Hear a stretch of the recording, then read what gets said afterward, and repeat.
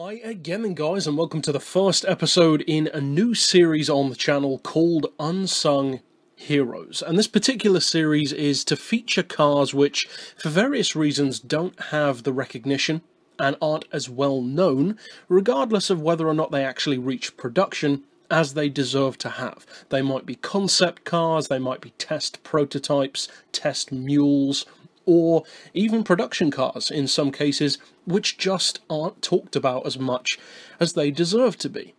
And we're going to kick off this series with an interesting and slightly oddball little car, and a vehicle which, although not necessarily earth-shattering in terms of performance, could have been very significant in its own little slice of the market. And the vehicle is the 2004 Connaught Type D GT. There are a couple of different versions of this car, and we'll talk about some of the differences between them in just a moment. Now, this is a British car, it's a concept only.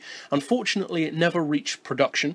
And for those who are unfamiliar with the Connaught brand, they've been around for a long time in terms of notoriety, but not in actual presence. They were significant way back in the day, in the post-war Grand Prix era, because they were actually the first British company to win a Grand Prix after the Second World War in 1955.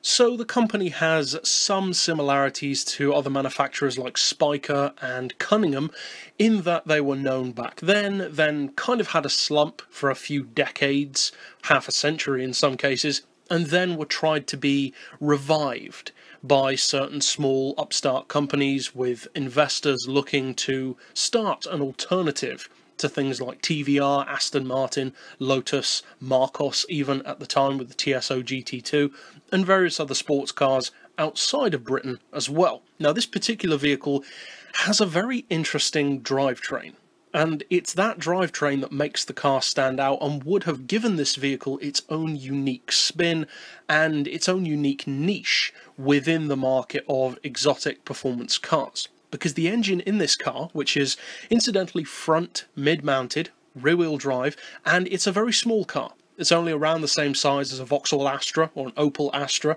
so very, very small for a performance car. And not only is it small, but it's also light, with a quoted weight of around 950 kilos, so well under a ton. It could easily rival the best that TVR, Marcos and various other companies had to offer. Now, that in itself, even with something like, for instance, a Cosworth engine or a Subaru engine like the ProDrive P2, which would have been a great rival to this car, it would have been quick enough. But what they chose to do was very interesting, and not only was it quirky, but it was actually ahead of its time.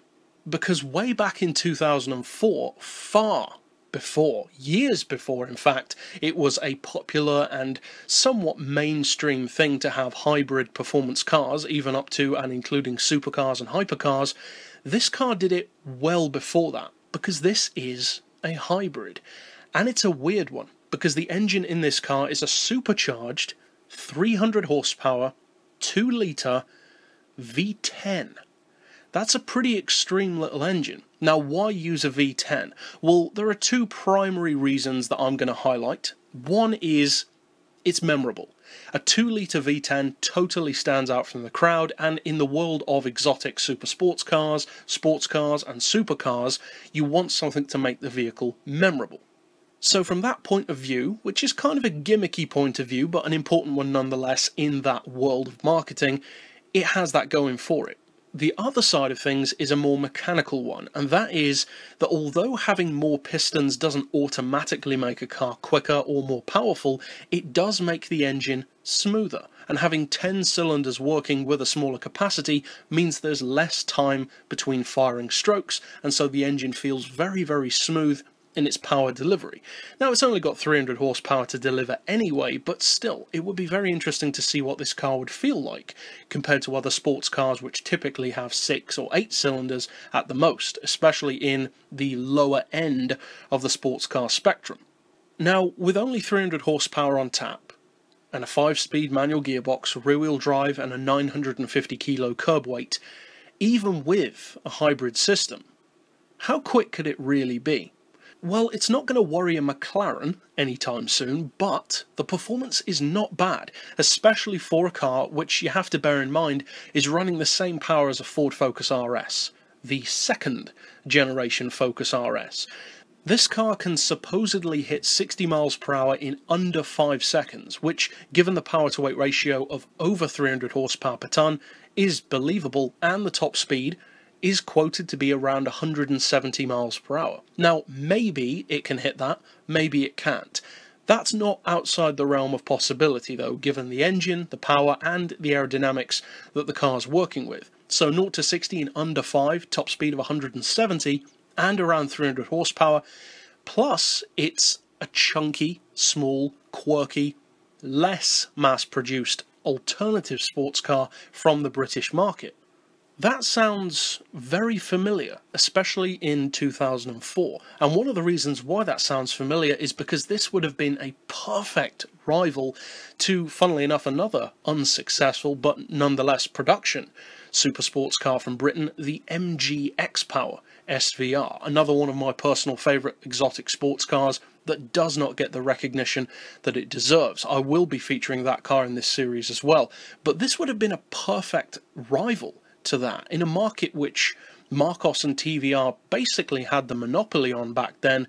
This would have been an interesting alternative player to see in that game. Now, the price on this model would have probably been far higher, but even so, it could have been a very cool car to see on the streets, to test comparative lap times, given how small and light it is, and British sports cars have a reputation for being good around corners, or at least good in the right hands. Unfortunately, though, the Connaught Type D GT never had the chance to prove itself, because it never reached the production stage. But that's the point of this series, to shed light on cars that are exactly like this. Not just British ones, but others too. But that's it overall for this initial episode. I'll see you guys next time, and as always, thanks for watching.